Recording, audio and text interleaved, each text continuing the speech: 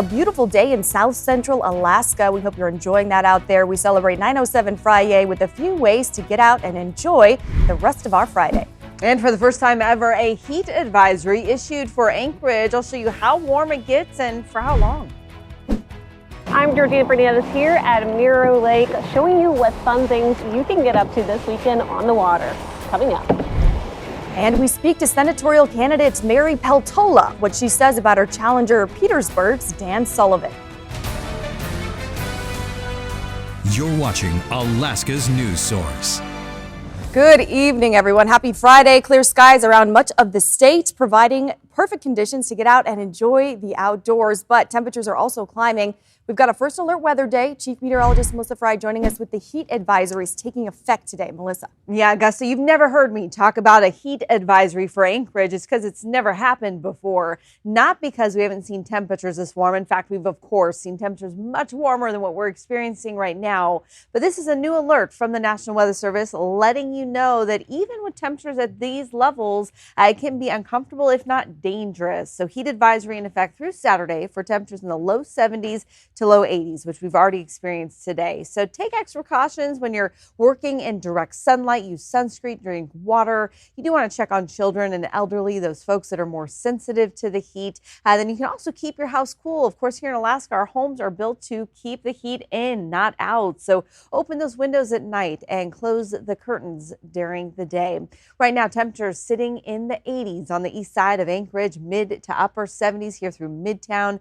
72 out at Ted Stevens, mid 70s as you head into the lower hillside and into Eagle River. And you can see the sunshine and the heat extends through the valley all the way into the interior along with that blue sky. So looking at those conditions tonight, we'll eventually settle into those 60s and then 50s in those early morning hours tomorrow. And then we climb quickly again, mid 60s even by 10 o'clock and then back into those upper 60s and low 70s through your Saturday afternoon. And you might be looking for different ways perhaps to cool off today, maybe heading out to a lake or getting, just out closer to the water. And that's where we find Georgina Fernandez at Mirror Lake today, cooling off and kicking off our 907 Friday coverage. Georgina, what a great spot to enjoy this summer day. How are you feeling out there? Absolutely perfect conditions today. I'm feeling tired after a long day in the sun. I'm kind of ready to go and wind down for a little bit, but I want to kind of show you what some of the folks were up to today. So this is AK Paddle Sports, and this is actually their pop-up location. And on some nice days, not always open here, they will open shop here. You can come out and check out paddle boards, kayaks, and canoes. And we had to get in on some of the fun on that today.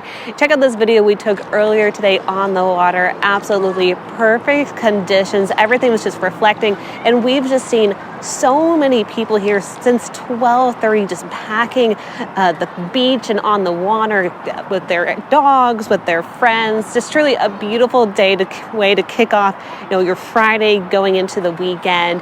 But, Melissa, like you're saying, definitely you're coming out here. Sunscreen. I can feel myself a little burnt right now, and making sure you have water, have a hat, and just get ready to have a great weekend outside. Melissa? Georgina Fernandez reporting from Mirror Lake with a professional sacrifice for us today. Thank you for that, Georgina. And now to our headlines. A Raven caused a massive power outage in Girdwood today. Here's video of the Speedway gas station, one of those businesses affected. Chugach Electric posted on social media about 8 this morning that a bird hit wiring connected to the Girdwood substation. The company says outages are expected to continue into this evening. Chugach Electric says these situations are not uncommon, but that it was unique. The bird hit a transformer.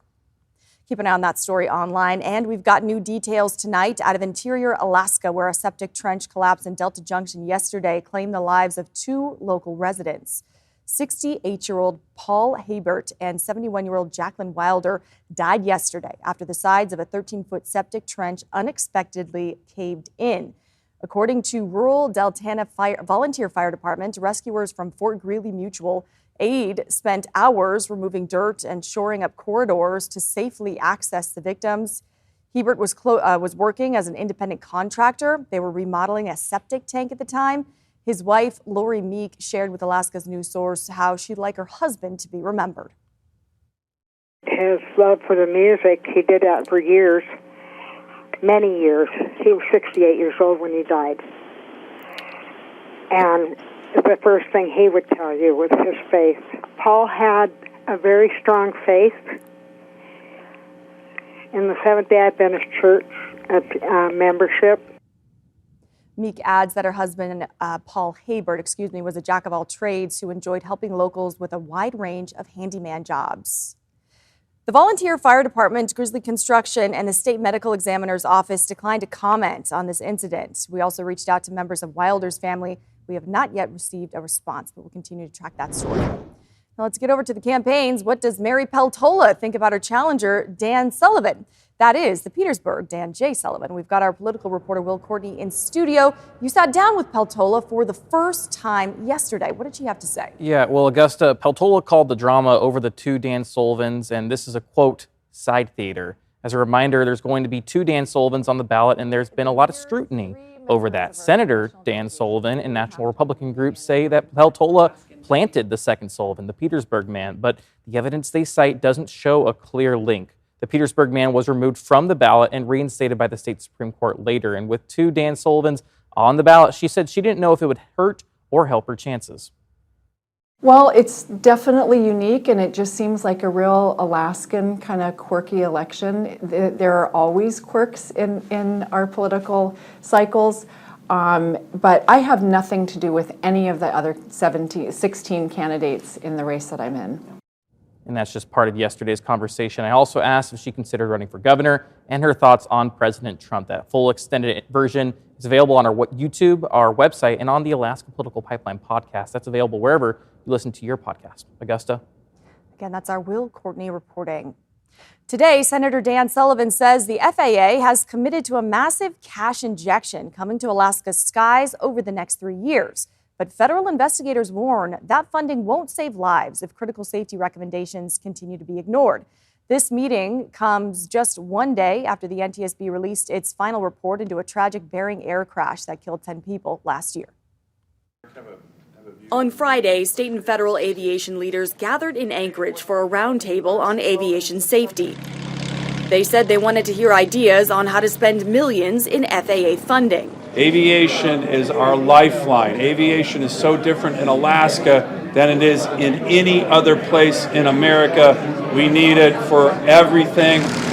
Sullivan said the almost $500 million in FAA funding committed to be spent over the next 3 years is in part set to pay for more than 170 weather monitoring stations across the state. But money isn't a cure-all. On Thursday, the NTSB released its final report on the fatal Bering air crash near Nome.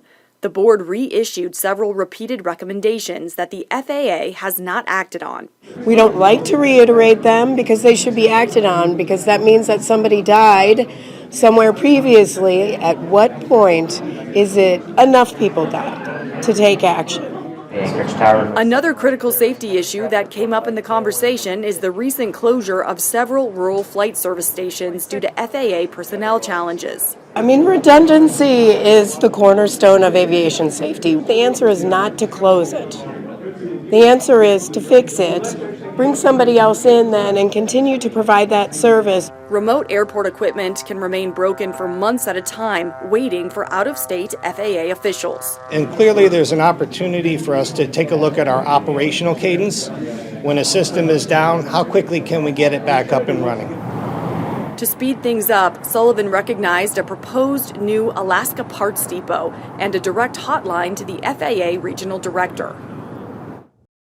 We're not missing any of that sunshine out there, and we're going to hit another Alaska 907 Friday at the Tanana Valley State Fair. We kick off today. That kicks off today and lasts until Sunday. Alex Bengal is there to take us through all the excitement. Alex. Conditions are hot and sunny today at the first day of the Tanana Valley State Fair. Now, those who have braved the heat have been able to ride horses, eat from local food trucks, ride the rides, and even throw axes, as I'm about to try to do. Now, I have gotten some instruction on this and a chance to practice. We'll just see if it pays off at all.